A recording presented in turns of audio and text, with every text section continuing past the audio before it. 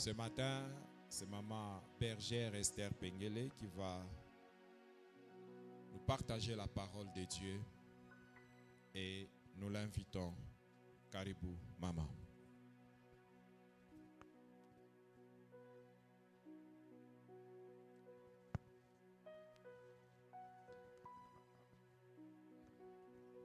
Shalom, peuple de Dieu.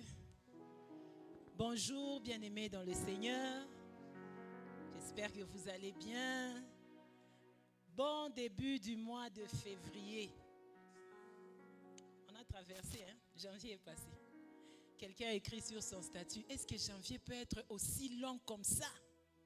C'était long, 1er au 31.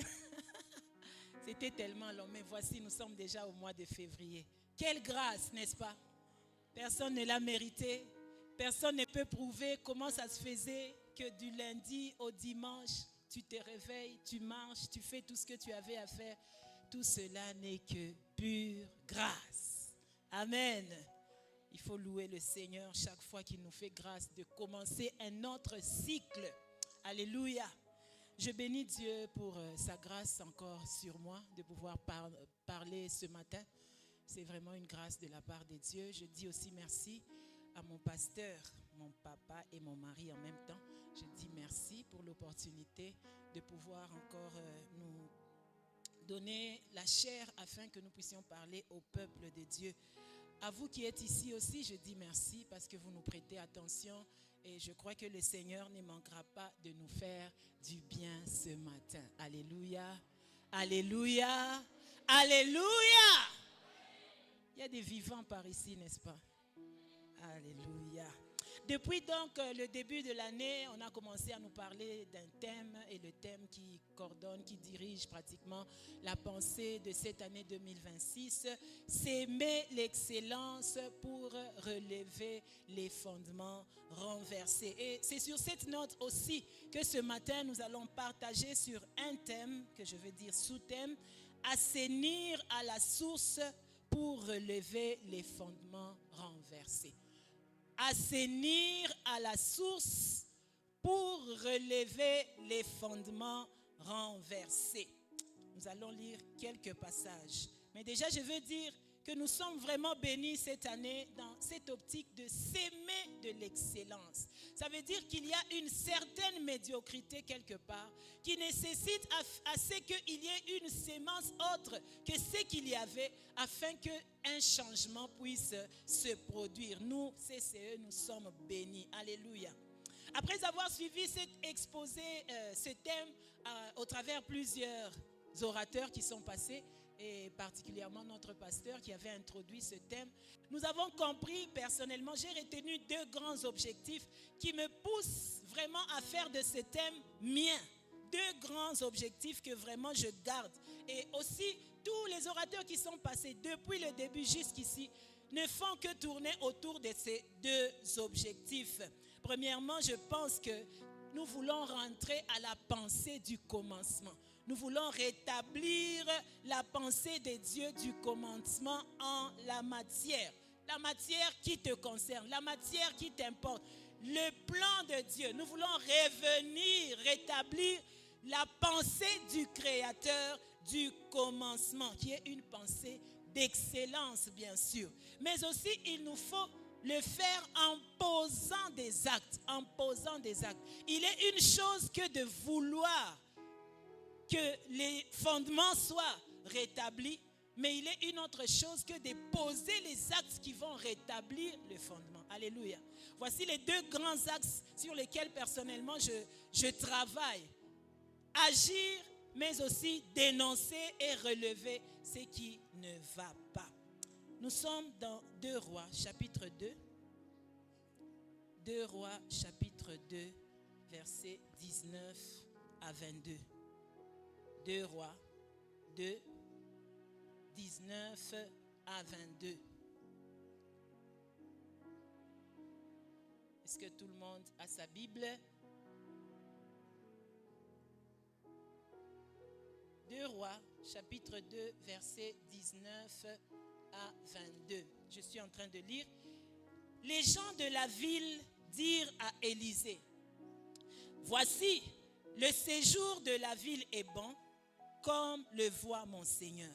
Mais les eaux sont mauvaises et le pays est stérile. Il dit, apportez-moi un plat neuf et mettez-y du sel. Et ils les lui apportèrent. Il alla vers la source des eaux et y jeta du sel. Et dit, ainsi parle l'Éternel. J'assainis ces eaux. Il n'en proviendra plus ni mort ni stérilité.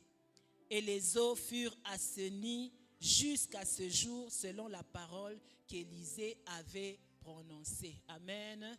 Nous revenons aussi dans notre passage de base, le psaume chapitre 11. J'aimerais qu'on lise le premier et le troisième verset. Psaume chapitre 11, le premier verset est en train de dire, c'est en l'Éternel que je cherche un refuge. C'est en l'Éternel que je cherche un refuge. Comment pouvez-vous me dire, fuis dans les montagnes comme un oiseau? Le verset 3 qui nous intéresse dit, quand les fondements sont renversés, que peut faire le juste? Alléluia, alléluia. Nous irons tout droit à définir certains termes qui constituent notre thème. Nous avons dit assainir à la source pour relever les fondements renversés. Que veut dire assainir? Assainir veut dire rendre sain. Aussi facile qu'on peut le comprendre.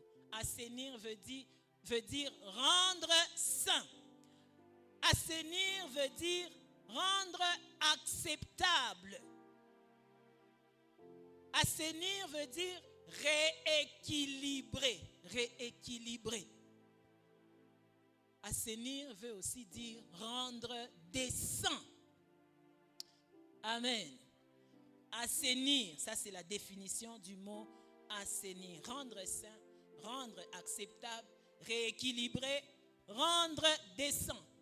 Nous avons dit assainir la source. Assainir à la source. La source c'est quoi? La source c'est le point d'émergence naturel de l'eau. C'est le point d'émergence de l'endroit par lequel l'eau commence à sortir, s'il faut le dire aussi facilement. Souvent, cette source est souterraine et qui se manifeste à la surface. L'endroit par lequel l'eau commence à sortir. Souvent, quand on parle de source, on pense directement à la source d'eau. Mais aussi, dans le sens figuré, quand on parle de source, on parle du point où l'objet à l'origine d'un rayonnement. Quand on dit la source de la lumière, ça veut dire l'endroit par lequel la lumière est reflétée. D'où vient cette lumière? On constate qu'il y a la lumière. Mais d'où vient la lumière? On voit qu'il y a un point à l'origine du rayonnement. Amen. Troisième terme que j'aimerais définir, c'est fondement renversé. Fondement renversé. Bien-aimés, chaque fois qu'on parlera de fondements renversés, sachez qu'il y a eu des fondements bien posés. Amen. On ne peut pas parler de renversés s'il n'y a jamais existé le fondement équilibré et normal. Et quand on parle donc de fondement renversé, ça veut dire qu'il y a eu déviation du chemin tracé. Il y a eu une déviation du chemin tracé. Et en particulier ici, nous parlons du chemin tracé par Dieu. Il y a donc une déviation du chemin que Dieu voulait à l'origine. Quelque chose s'est fait différemment. Voilà pourquoi on l'appelle fondement renversé. Le fondement renversé, c'est le dérèglement, le dysfonctionnement. Le dérèglement, normalement ça a toujours été comme ça. Mais maintenant ça ne marche plus dans le sens normal, dans le sens original, dans la pensée du Créateur. Il y a eu dysfonctionnement, il y a eu dérèglement. C'est ce qu'on appelle fondement renversé. Au fait, dans les jargons bibliques, on peut même dire « il n'en était pas ainsi au commencement ». Il n'en est, quand on constate qu'il y a quelque chose qui n'est plus comme c'était dans la pensée première de Dieu, comme c'était au commencement, on dit qu'il y a fondement renversé. Pour réunir donc notre thème, nous voulons dire rééquilibrer l'origine et les déviations seront récupérées. Alléluia, alléluia, alléluia. C'est cela la pensée que Dieu aimerait que l'on comprenne ce matin. Amen. Dans Jacques chapitre 3, versets 11 à 12, la Bible dit « Aucune source ne donne par la même ouverture de l'eau douce et de l'eau amère. Un figuier, mes frères et sœurs, ne produit pas des olives, une vigne ne produit pas des figues, et une source d'eau salée ne donne pas de l'eau douce. » Alléluia. Retenons bien ce verset. Il est impossible qu'une source d'eau produise le sang, par exemple. La source qui est prévue pour sortir de l'eau devrait sortir seulement de l'eau. Et quand l'eau qui devrait sortir de cette source devrait être pure, il ne faudrait pas que de la même source sorte de l'eau salée. Amen. Que la source garde son sens d'origine. Voilà pourquoi nous disons assainir à la source. Ça veut dire rentrons là où les dérèglements a commencé à se produire afin de relever les fondements renversés. Allons à la source. Si nous venons améliorer les choses en cours dans le processus, la source va continuer à produire la mauvaise chose que nous avons dénoncée. Si nous venons seulement en plein milieu de la rivière, nous améliorons les eaux de cet endroit-là.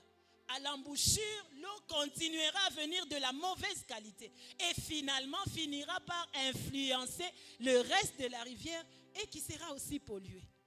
Voilà pourquoi il faut rentrer à la source. Rentrer à la source. Et le passage que nous avons lu nous en dit beaucoup plus. Comment est-ce qu'on peut relier donc le passage avec le passage de 2 Rois, chapitre 2, avec notre thématique des fondements renversés? Comment est-ce qu'on peut les mettre ensemble? Premier point, j'ai dit, il faut faire le constat. Alléluia. Faire le constat. Je crois que le vendredi, pour ceux qui étaient là, nous avions fait des constats avec Papa Ursine. Amen. Vous étiez là, hein? On avait fait 3 constats. Aujourd'hui, on va en faire aussi quelques-uns. Pour pouvoir repérer qu'il y a des choses qui ne marchent pas, il faut faire le constat, il faut regarder, il faut apprécier, il faut s'arrêter. C'est alors qu'on saura que il n'en était pas ainsi au commencement. Il faut également connaître ce qui était à l'origine pour pouvoir décrire que ce qu'il y a aujourd'hui n'est pas conforme à l'original, n'est-ce pas? Si tu ne connais pas l'original, tu considéreras les fondements d'aujourd'hui comme n'étant pas renversés parce que tu les trouves normales. Parce que pour toi, c'est ce qui existe, c'est ce qu'il y a, peut-être c'est ce qui était depuis le commencement. Alléluia. Il faut faire le constat des renversements des fondements. Faire le constat. Bien-aimé, pendant que je suis en train de parler, je voudrais que tu sois vraiment attentif parce que le Seigneur veut ramener la vie à partir de la source. Alléluia. Quels sont les fondements qui sont renversés?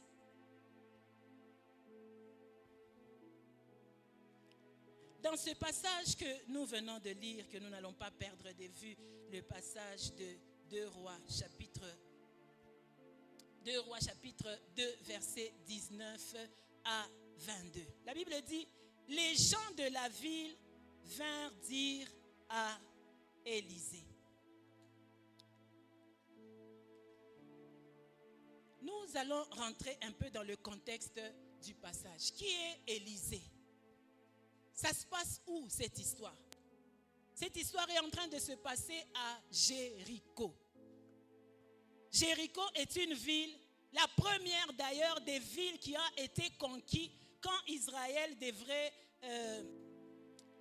prendre en possession le territoire. Le livre des 2 Rois est en train donc de nous parler de la période où les dirigeants d'Israël étaient beaucoup plus dans l'idolâtrie. Ils se donnaient à l'idolâtrie. En ce moment-là, c'est alors que Élie était manifesté. Mais Élie est arrivé à la fin de sa mission, il a cédé son manteau à Élisée. Élisée est donc le personnage particulier, le personnage principal de ces événements dont nous voulons parler. Qui est Élisée? Élisée, c'est le successeur d'Élie. Élisée, c'est celui qui a vu la double portion parce qu'il l'avait demandé. Il avait demandé. Élisée, c'est le prophète qui était attaché à Israël en ce moment-là, quand il y avait division entre le royaume du Nord et le royaume de Juda. Israël et Juda se sont séparés.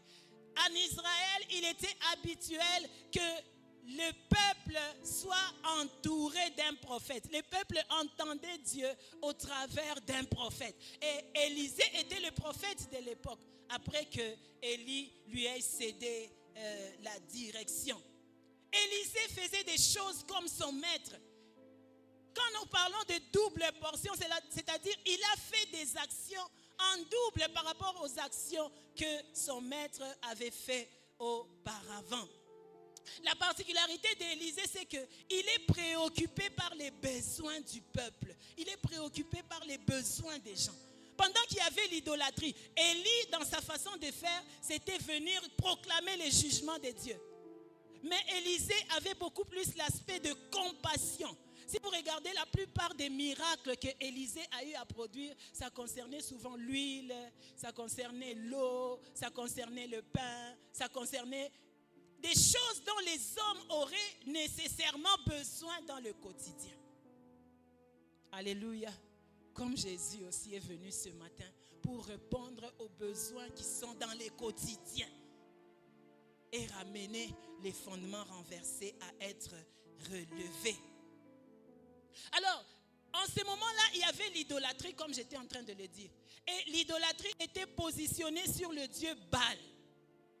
Pour le peuple qui entourait le peuple cananéen, parce que c'est un pays qu'on vient de conquérir, le peuple cananéen avait l'habitude d'adorer Baal. Et Israël, en venant, a voulu prendre les communs des mortels de ce territoire. Il a voulu s'accoutumer aux manières de faire des Cananéens. Adorer aussi les idoles. Adorer Baal. Vous vous souviendrez qu'il y a eu un roi qui est allé même consulter Baal.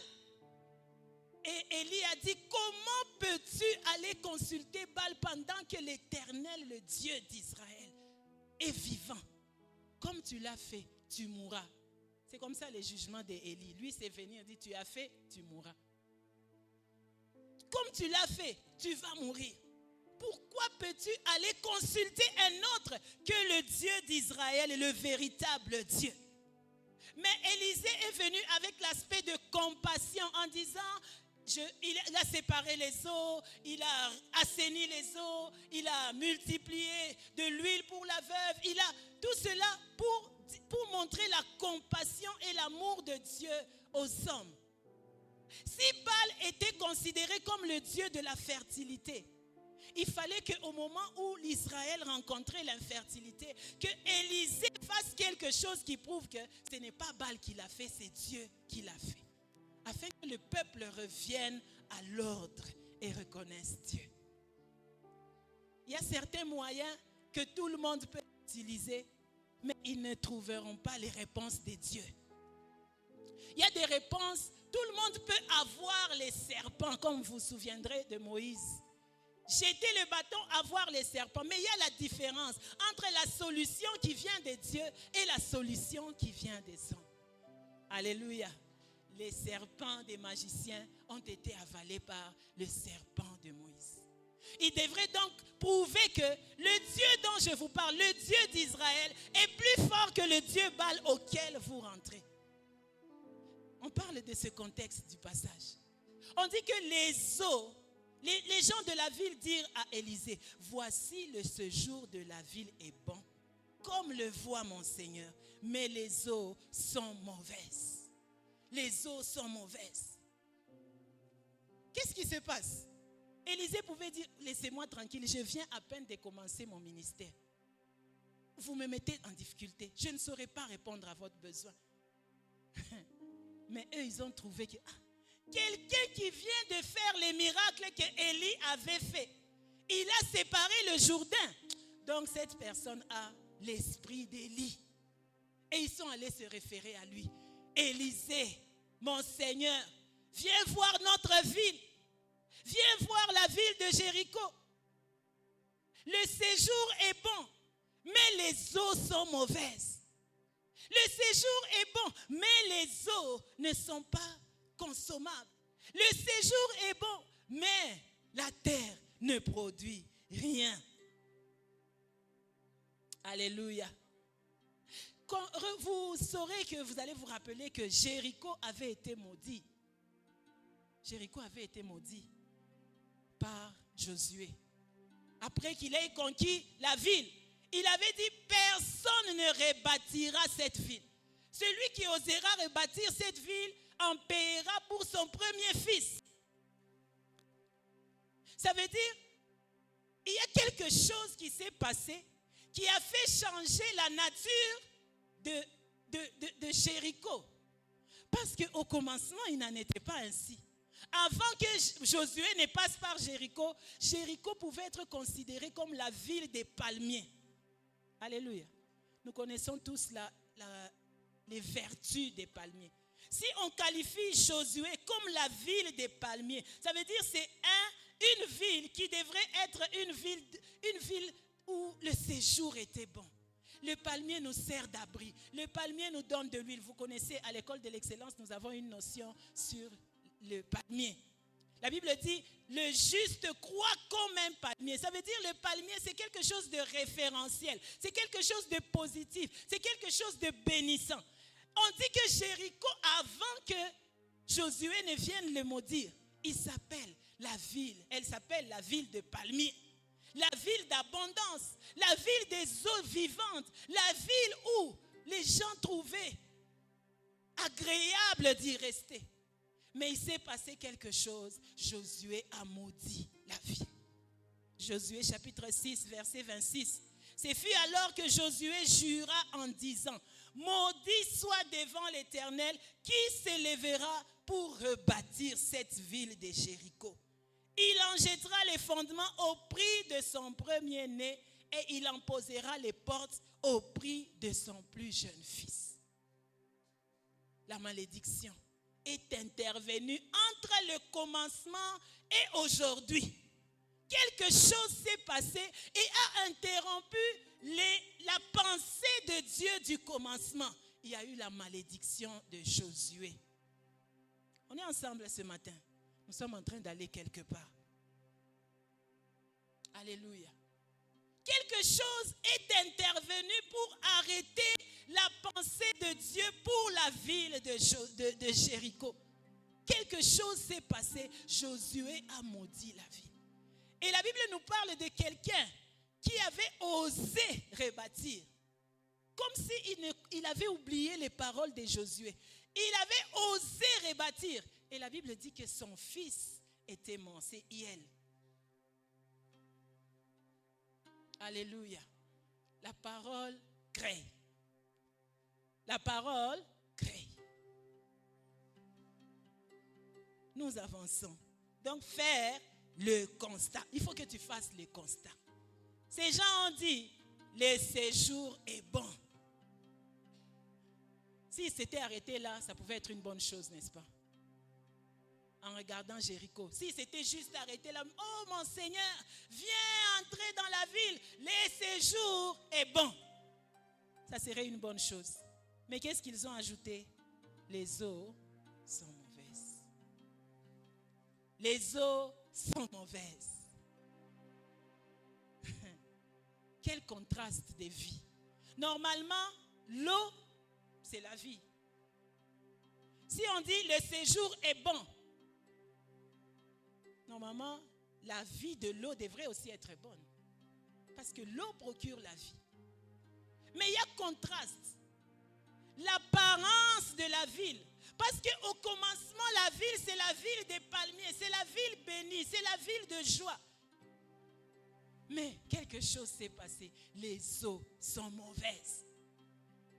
Les eaux sont mauvaises. Ça veut dire que quelqu'un qui venait dans la ville de Jéricho pouvait apprécier la beauté du feuillage, pouvait apprécier la beauté de la verdure, pouvez apprécier peut-être que, c'est joli. J'ai même vu dans mes recherches, j'ai vu une photo où on montrait la ville de Jéricho. C'est verdoyant. Mais les eaux sont mauvaises. Bien aimé, c'est possible que ta vie, quand on la regarde, d'apparence, quand tu viens à l'église, là, on dit, la ville est agréable. Quelle belle personne. Mais les eaux sont mauvaises. L'apparence donne envie. L'apparence donne envie de s'approcher. Mais à l'intérieur, les eaux sont mauvaises. Je suis venu parler à quelqu'un qui fait toujours l'apparence là. Tu fais toujours semblant. Un jour, tu seras comme Naaman. Naaman, hein? Général, mais lépreux. Alléluia. Fais le constat.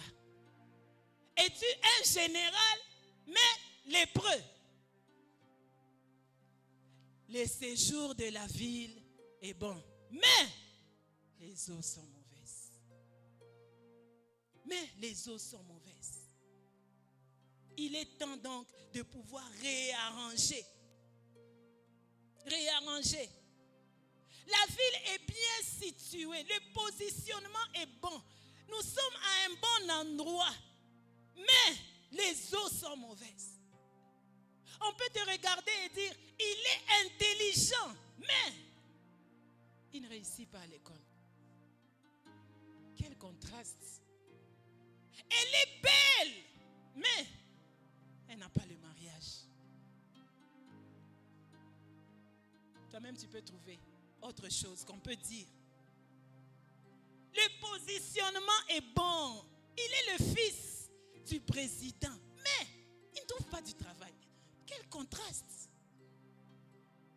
Comment est-ce que c'est si opposé de cette façon-là? Quand on le regarde, on dit, mais il est capable, mais ça s'arrête juste là. On ne voit pas la suite agréable. C'est le constat qui a été fait pour la ville de Jéricho.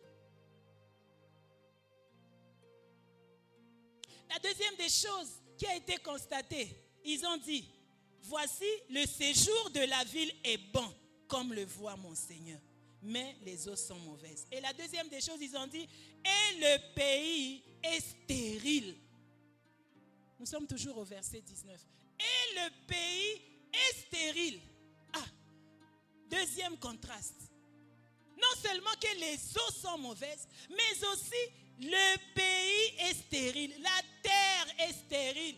La terre est improductive. La terre est improductive. Vous vous souviendrez qu'au commencement, Dieu a béni la terre. Alléluia. Dieu a béni la terre. Parce que quand on parle de déviation, n'oubliez pas, il y a eu une pensée meilleure au commencement. Quand on parle de relever les fondements, il y a eu des bons fondements qui ont précédé. Et la terre est obligée d'être fertile. Parce que dans Genèse chapitre 1er verset 11, Dieu a béni la terre. Dieu a béni la terre, que la terre porte les semences, que la terre progresse, que la terre produise. C'est ça la pensée de l'origine. Même Jéricho fait partie de cette terre. La bénédiction, la fécondité. La terre, ça peut représenter les hommes de Jéricho.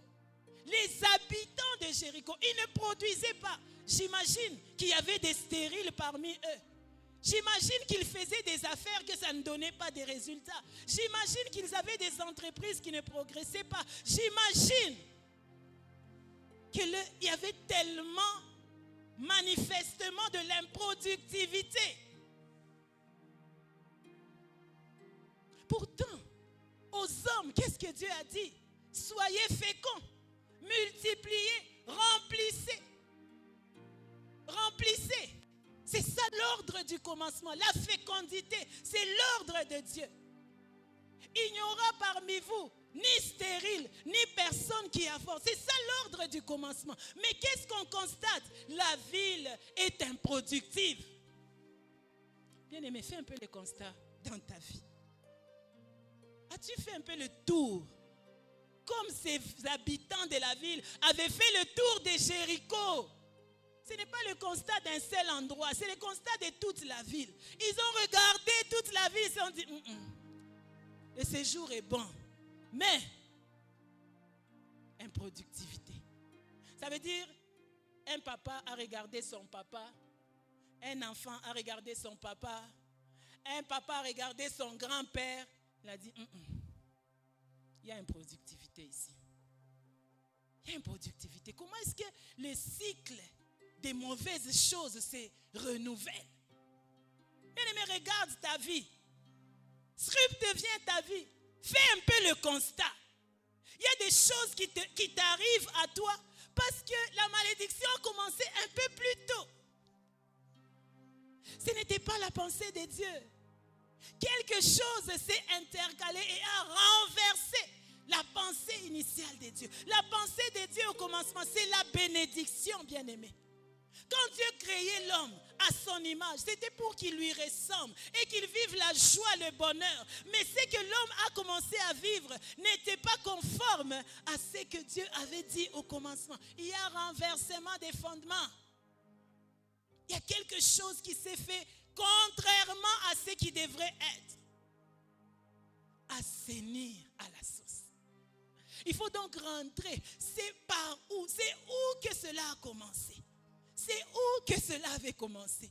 Bien-aimé, pendant que Dieu est en train de te parler ce matin, il a envie d'assainir là où ça avait commencé.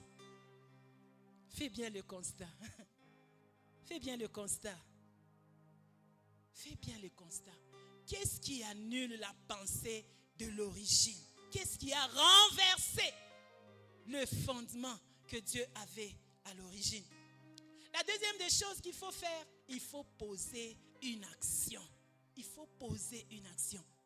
On ne s'arrête pas juste à faire le constat. Je constate que ma vie n'avance pas. Je constate que je ne progresse pas. Je constate que je suis malade tous les janvier. Je constate que moi, tout le temps quand je fais une affaire, ça ne marche pas. Je constate moi que les fiancés viennent et ils partent. Oui, c'est bien, tu as constaté. Mais après, qu'est-ce que tu as fait? Mais après, qu'est-ce que tu as fait?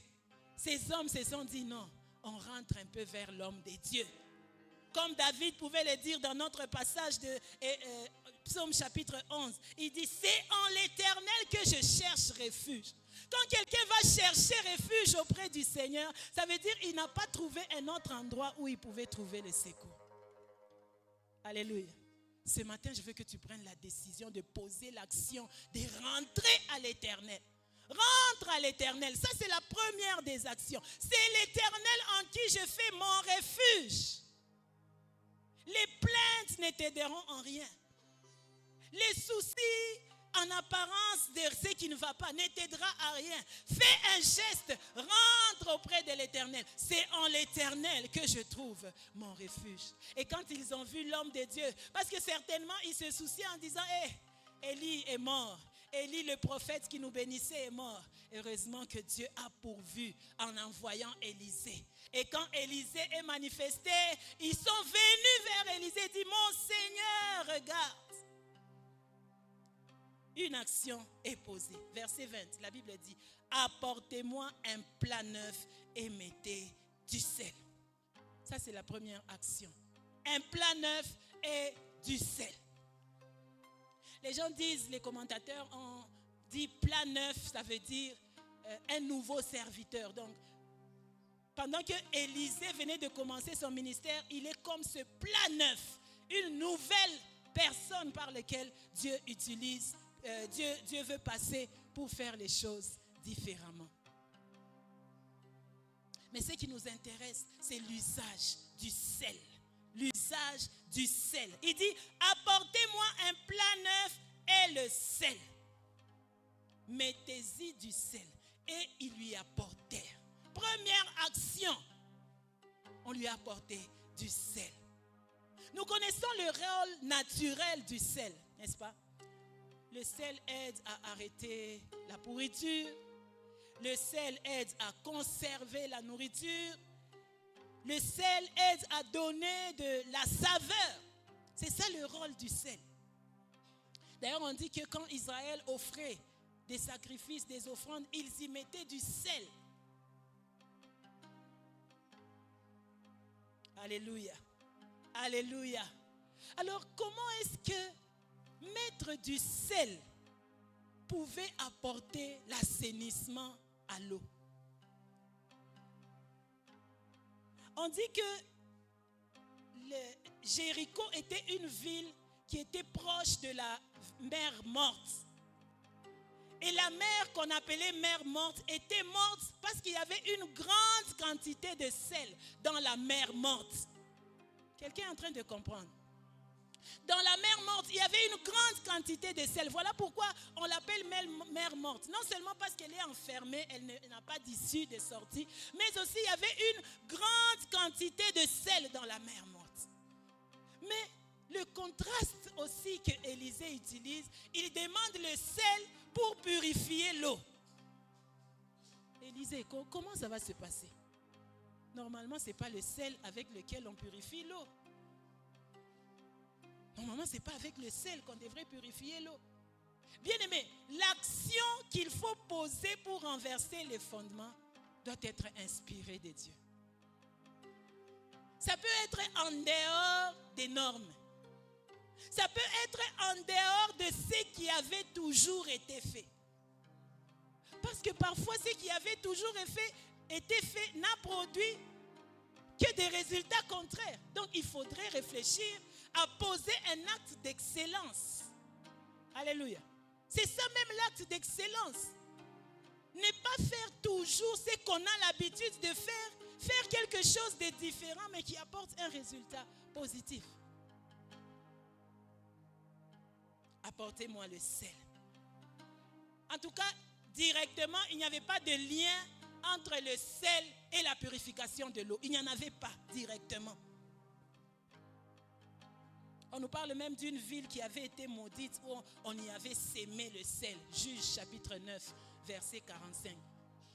Tellement que la ville avait été maudite par Abimelech, je me rappelle, si je ne me trompe pas, on y a sémé le sel. Juste pour dire, Koufanayo, reste là.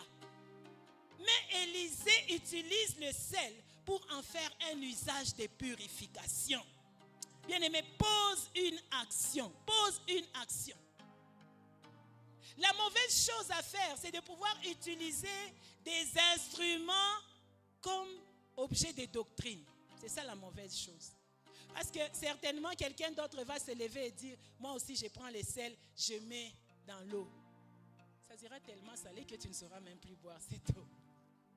Ça ne devient pas une doctrine, c'est un acte inspiré. C'est un acte qui vient de Dieu, que nous ne pouvons même pas bien expliquer.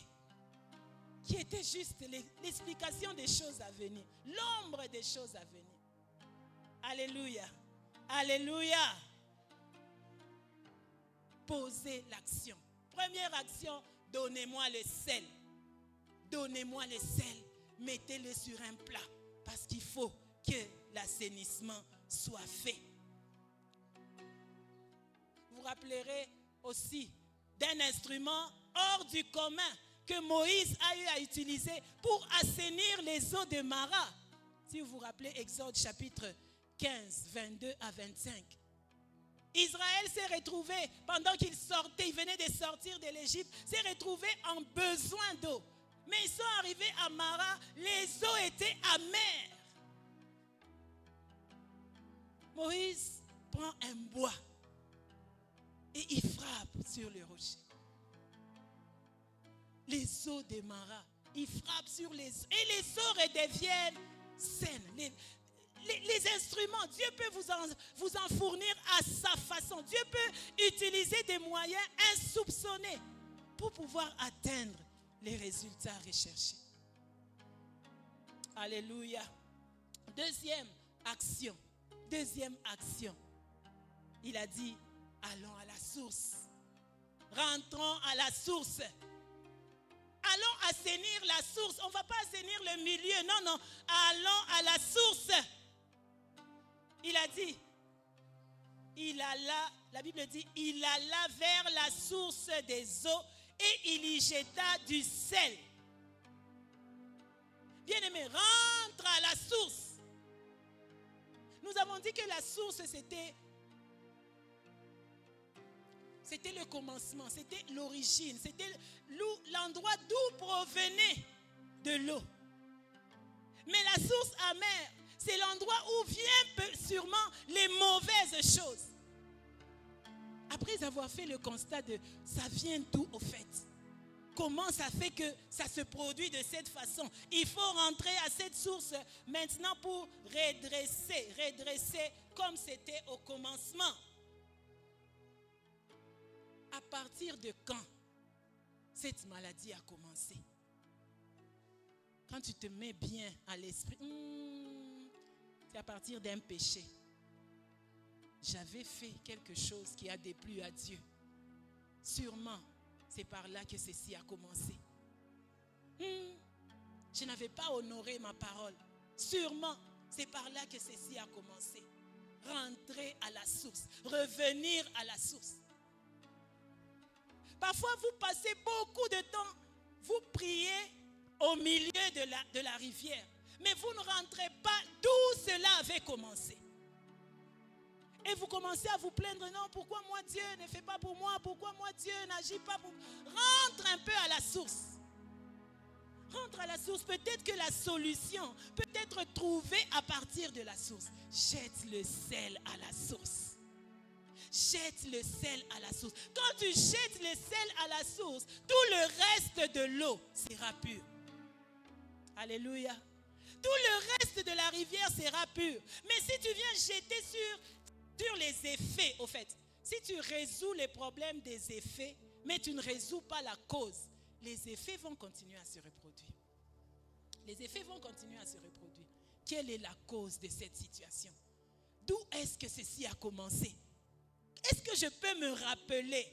Vous voyez, quand on fait la cure d'âme, souvent on demande aux gens, est-ce que tu te rappelles d'avoir posé un acte qui a ouvert la porte?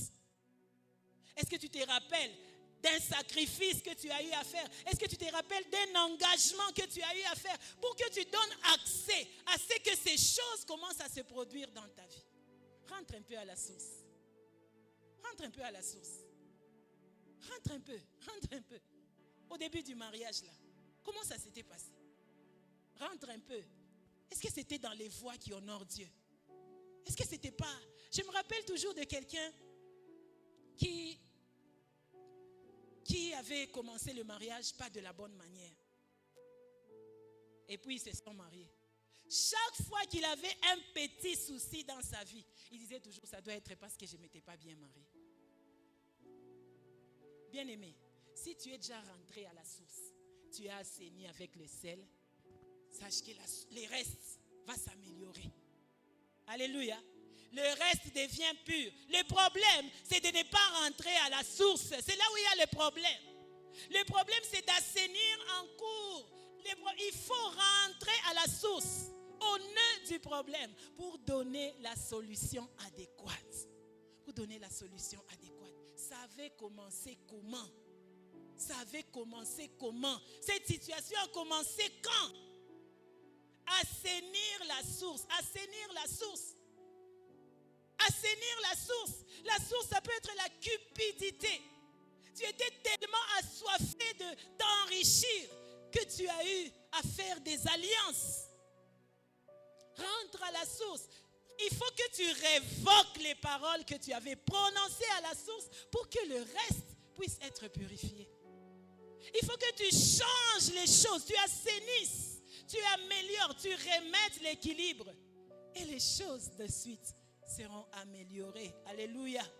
Alléluia. Troisième action. Assainir par la parole et la déclaration. Élisée a dit, il n'a pas seulement pris le sel et rentré à la source, mais il a aussi parlé. Frère, parlez. Alléluia. Parlez. Élisée a dit, ainsi parle l'Éternel. J'assainis ces eaux il n'en proviendra plus ni mort, ni stérilité. Alléluia. Alléluia. As-tu une parole que tu vas prononcer pour assainir ta source? Connais-tu la parole de Dieu, le ainsi parle l'Éternel, qui va améliorer les eaux à la source? Connais-tu la parole de Dieu? J'aimerais vraiment qu'on fasse cet exercice qu'on nous a donné cette année de lire la Bible entière. Lis ta Bible. Souligne ce qui retient ton attention. Arrête-toi un moment. Quand on le dit dans la Bible, tu le dis de ta bouche. Tu le prononces à haute voix. Et ça fait un avec toi. Élisée a utilisé une parole. Il a dit, je déclare, ainsi parle l'Éternel. Ainsi parle l'Éternel. J'assainis ces eaux. Est-ce que tu peux le dire toi aussi?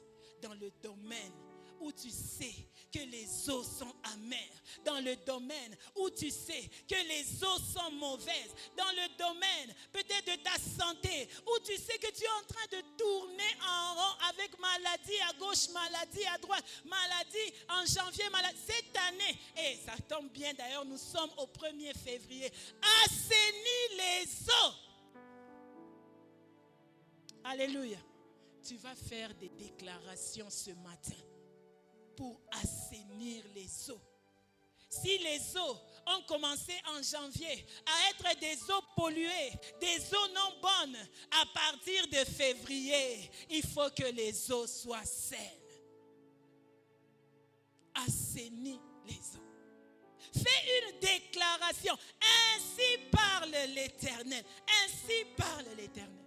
Finalement, on se rend compte que ce n'est pas nécessairement le sel qui a produit les résultats des purifications.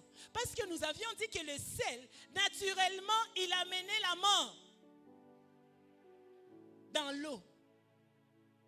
Il était utile pour améliorer les viandes, mais il n'était pas utile pour l'eau. Donc, l'usage du sel, accompagné de la parole, c'est ce qui a produit les résultats. L'usage des moyens que Dieu vous donne, inspiré par Dieu, accompagné de la parole, c'est ça qui va apporter le résultat. Élisée a déclaré. Qu'est-ce que toi tu déclares ce matin? Qu'est-ce que tu déclares ce matin? Qu'est-ce que tu es en train de dire pour que ta ville soit bonne et que ses eaux soient aussi bonnes? Que ta ville soit bonne et que tes eaux soient aussi bonnes. Il faut dire comme ce centenier, il a dit à Jésus, pas besoin que tu te déplaces. Dis seulement un mot. Dis seulement un mot. Bien aimé, les paroles, je crois que nous l'avons déjà enseigné ici, la puissance des déclarations.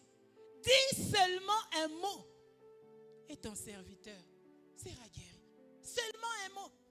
Bien aimé, comment tu utilises la parole que Dieu t'a donnée? Si la parole prononcée par Josué avait maudit Jéricho, la parole prononcée par Élisée a assaini les Jéricho. S'il y a quelqu'un qui avait prononcé une malédiction, toi dis-le ainsi, dit l'Éternel, et apporte l'assainissement de la malédiction. Pièce contre pièce, parole contre parole, parole contre parole. Il y a une parole qui avait été dite pour maudire. Il faut qu'il y ait une parole pour révoquer la malédiction. Assainis les eaux.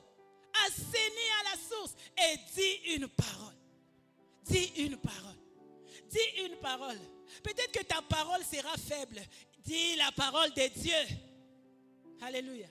La parole de Dieu est tellement puissante. La parole de Dieu, elle est puissante. Elle est tranchante. Amen. Dis une parole. Dis une parole. Dis une parole ce matin afin que tes eaux soient assainies. Dis une parole. Dis une parole. Et quand tu dis une parole, le troisième point qui se laisse trouver, c'est qu'il y a les résultats, bien-aimés. Il y a les résultats. Il y a les résultats. Il y a la manifestation du relèvement des fondements. Le relèvement des fondements va se laisser voir. Ici, le relèvement des fondements se fait voir comment? La Bible dit, et les eaux furent assainies. Et les eaux furent assainies. Si on doit couper la partie du milieu, on devrait seulement dire, le séjour est bon et les eaux furent assainies. Parce que quelque chose a été enlevé. Le renversement des fondements a été enlevé. Il y a le rétablissement de la pensée de l'origine. C'est que les eaux devraient être assainies. Je prie que dans ta vie, où on avait fait le constat que les eaux étaient mauvaises, qu'on puisse maintenant faire le constat, les eaux sont assainies. Et maintenant, il y a la productivité. Qu'est-ce qui s'est passé? La ville qui était amère, les eaux qui étaient amères sont maintenant les eaux buvables. Et regardez, il y a des fruits. Il y a des fruits. Regardez, il y a des fruits. Comme ce figuier là, s'il pouvait être là en ce moment-là, Jésus cherche maintenant les fruits et puis, mais pouf, il y a maintenant les fruits. Alléluia. Qu'on constate le résultat. Qu'on constate le résultat du relèvement des fondements renversés. Qu'on constate le résultat de retour à l'origine. Qu'on constate les résultats du retour à la pensée d'origine, la pensée de restauration. Alléluia. Alléluia. 3 actions à poser. 3 actions. Prends le sel. Le sel, c'est ce que Dieu te met à cœur comme une action hors du commun. Ça, c'est ta manière d'avoir la relation avec Dieu qu'il te dit, prends le sel. À celui-là, il a dit, prends un bois. À l'autre, il a dit, prends la poussière, va mettre sur les œufs. Ce sont des moyens que Dieu seul inspire. Reste attentif. Peut-être que tout le monde investit dans un domaine, mais toi, Dieu dit, prends le sel. Je parle à quelqu'un ce matin. Peut-être que tout le monde fait seulement ces genres de business. Toi, Dieu te dit, prends le sel. Peut-être que tout le monde, pour guérir d'une certaine maladie, doit aller voir un médecin. Mais toi, Dieu te dit, prends la poussière, mais le sel. Pose une action qui t'est inspirée par Dieu. Prends le sel. Deuxième des choses, va à la source. Va à la source. Va assainir à la source. Ne viens pas au milieu, va à la source. Reprends, réfléchis, reviens. Si tu ne sais pas revenir, c'est comme nous sommes aujourd'hui le 1er février. C'est une source. C'est un début, n'est-ce pas? Alléluia. C'est un début du mois. Ce qui est passé, je ne le maîtrise pas. Mais j'ai dit à partir d'aujourd'hui. À partir d'aujourd'hui. La Bible dit, les eaux furent assainies jusqu'à ces jours. Ça veut dire, ce qui s'était passé, la malédiction de Josué là, ça s'est passé à partir de l'instant où Élisée a prononcé la parole. La saison a changé. Alléluia. Que la saison change dans ta vie. Que la saison change et que l'on fasse le constat d'assainissement. Qu'on fasse le constat d'assainissement. Oh, les eaux sont aussi assainies. Et la ville aussi est agréable. Alors pour réunir cette pensée avec la pensée de s'aimer l'excellence. S'aimer l'excellence. Vous vous rappellerez que Jésus a dit, vous êtes sel et lumière. Vous êtes sel et lumière.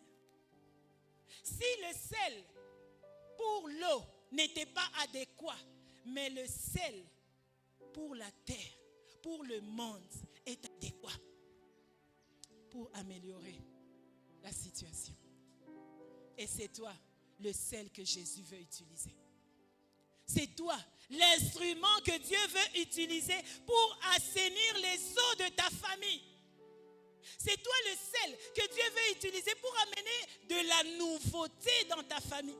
S'il n'y avait jamais eu quelqu'un qui était marié, je suis venu te dire, c'est toi le sel qui va changer la saveur du mariage dans ta famille.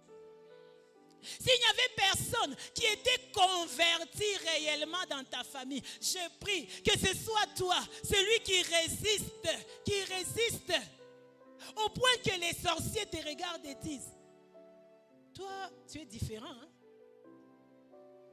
Tu es le sel. Tu es le sel. Tu es amer dans leur bouche. Tu es amer. Ils ne peuvent pas te consommer. Tu es le sel. Tu es le sel pour apporter la nouveauté. Tu es le sel pour assainir. Tu es le sel pour arrêter le cycle. Pour arrêter le cycle. Pour arrêter le cycle. C'est toi le sel que Jésus a choisi dans ta famille. Vous savez, parfois, Dieu ne choisit pas toujours les aînés. Hein? Alléluia. Il y a des aînés par ici. Parfois, Dieu ne choisit pas toujours les aînés. Moi, j'ai toujours pris l'exemple de mon mari. Mon mari est le dernier de sa famille. Il est le 10e de la famille. 10e, donc dernier. Mais la manière dont Dieu l'a équipé de sagesse, et il bénit la famille entière, j'ai dit, le sel est par ici. Pour chasser la pourriture. Pour chasser la pourriture. Parfois, les grandes personnes peuvent l'appeler pour que lui, il dise quelque chose. Bien aimé, tu es le sel. C'est toi le sel, oh. C'est toi le sel. Arrête. Même quand tu vois les combats venir vers toi là, tu es le sel. Tu détruis la pourriture. Tu abîmes les choses que Dieu n'avait pas prévues au commencement, qu'ils sont venus déranger. Tu abîmes leurs projets. Tu es le sel. C'est toi qui dois amener de la nouveauté. C'est toi le sel qui doit venir s'aimer de l'excellence en vue du relèvement des fondements renversés. C'est toi le sel. C'est toi. C'est bien toi.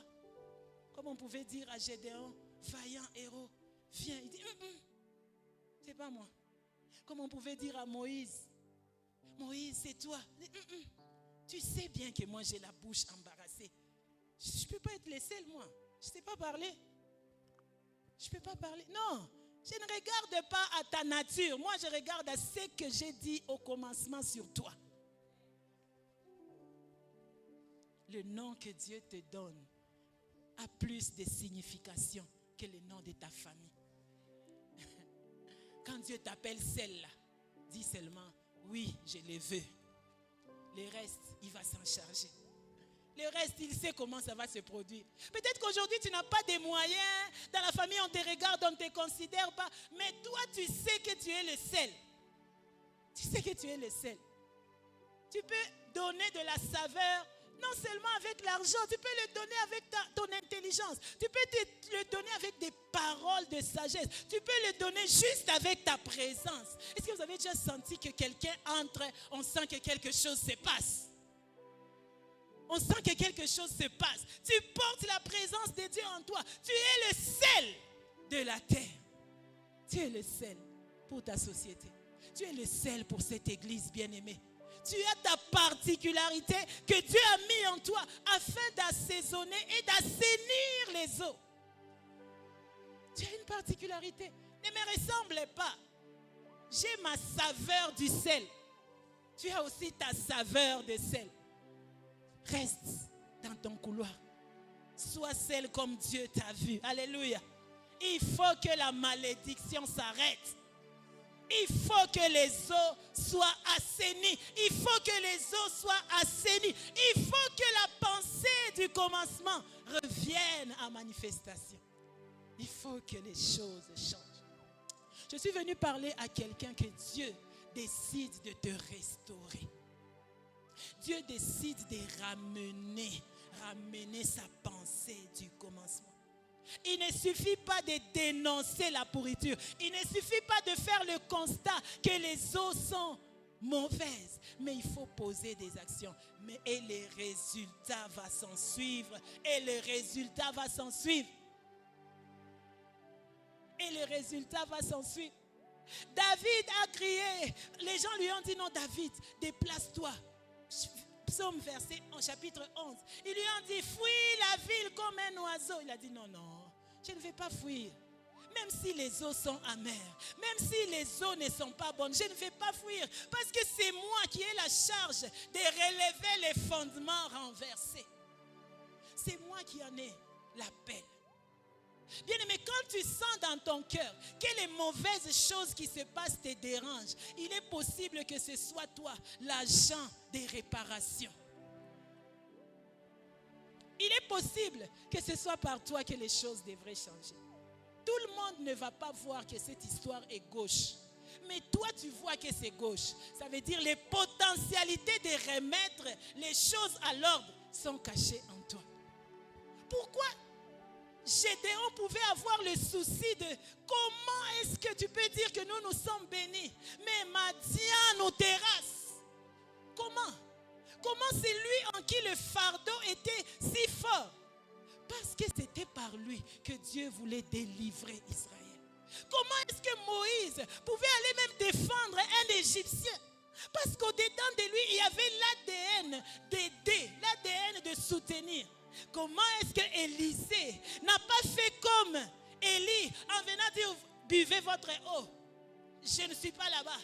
Parce que Dieu avait mis en lui le potentiel d'assainir les eaux. C'est toi que Dieu a choisi pour ramener les fondements renversés au relèvement. C'est toi. Oui, c'est toi. Dis, c'est moi. C'est bien moi. Cette histoire va changer par moi. Quand tu regardes ton pays, dis, c'est moi. C'est moi. Parce que tu le trouves tellement loin. C'est possible, bien-aimé. C'est possible. Quand je regarde l'histoire du président du Sénégal, moi je dis Dieu, quand il a décidé, personne ne peut l'arrêter. Ce n'était pas lui qui était au programme d'être président. Il faisait même la campagne de son premier ministre. Mais Dieu avait vu que c'était lui qui devait prendre la tête. Les moyens, Dieu peut s'en donner à sa manière. Toi, dis seulement, j'accepte. J'accepte d'être l'instrument du changement.